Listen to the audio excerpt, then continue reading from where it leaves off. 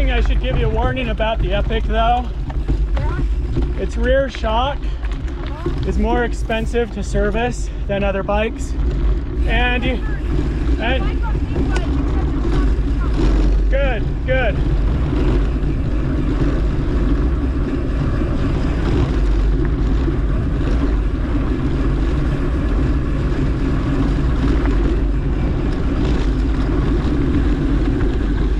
And you have to service it with the amount of riding we do. You probably would have to do yearly. And it's Suspension Syndicate. Have you heard of them? No. They're in Salt Lake. Okay. That's who I had service my Epic. Is it the Syndicate downhill team? I don't know. I think it's separate than that. Hello. We got 8 more. Thank you. Thanks so much. No, I think it's a separate thing than that.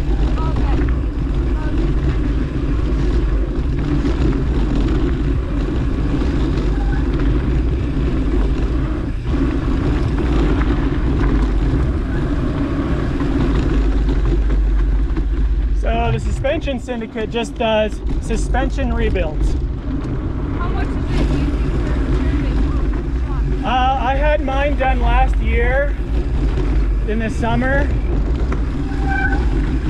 I want to say 175. Oh, that's steep.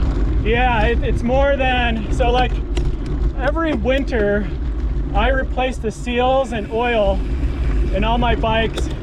And my bike, I might even, so they have something called upper service and lower service. Oh yeah, I've serviced suspension once. Yeah, where you replace the seals and change the oil. Yeah. Yeah, that's the upper. I've never done the lower. The lower is when they get into the damper. Oh yeah. Hello.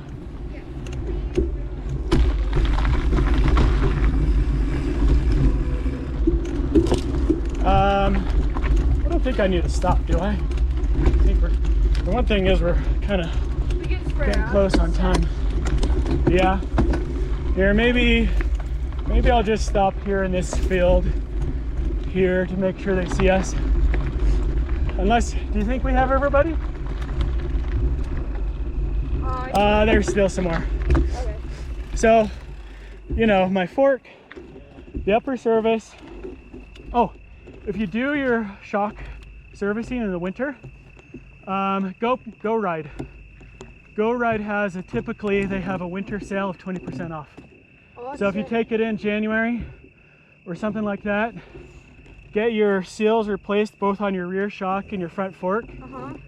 But I often have them work on the lowers, the damper.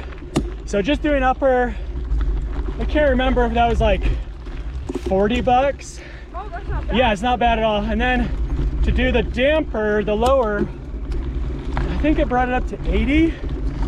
So that's not bad. I think they changed something in the damper to replace the parts that might wear out, like the orifice that slows down the oil. It kind of cavitates and where's, I actually don't know. But okay, so the Epic shock, the rear, you know how you have a brain fade knob? Yeah.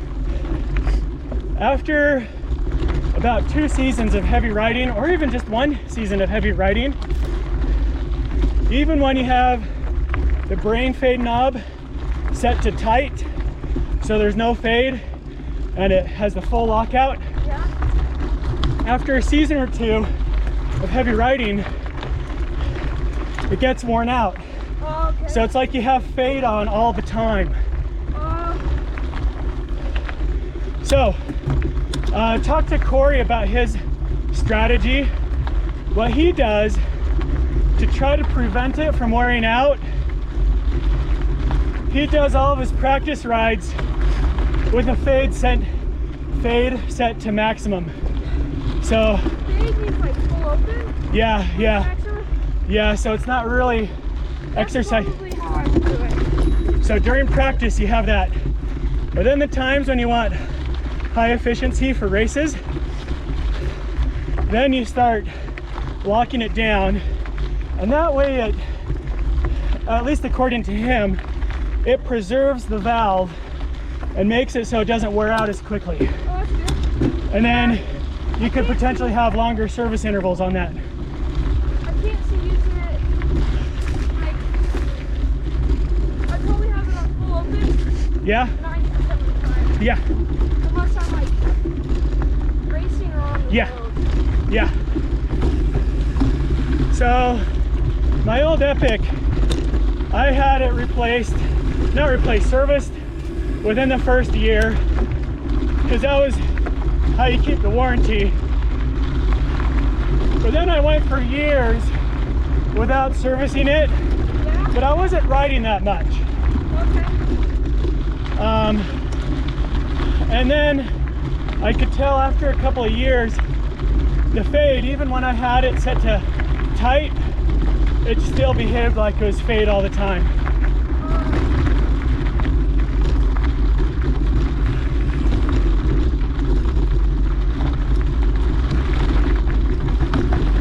So I guess that's the only thing that's, I mean, that's a great bike, very efficient, high quality, really lasts well. I like the ergonomics too. But the brain just requires more service. Yeah. There's also a deal on unintentional. Uh-huh.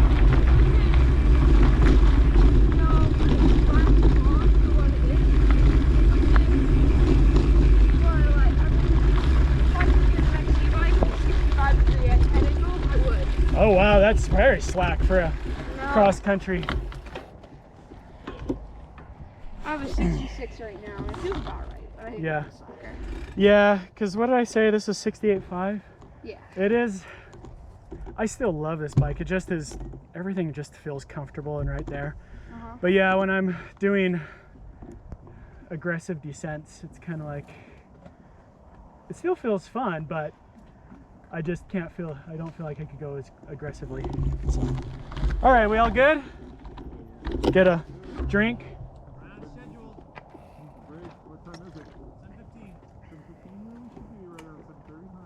Yeah.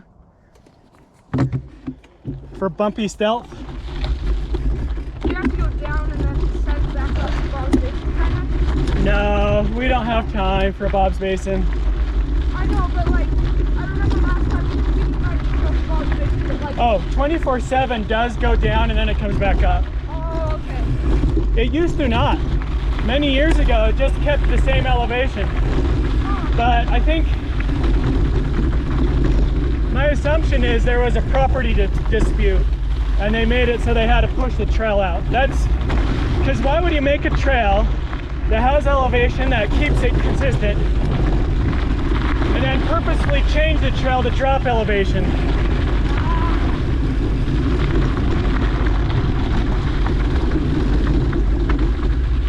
So the only thing that makes sense to me is if there was a property dispute. Oh, yeah. That makes sense. Yeah.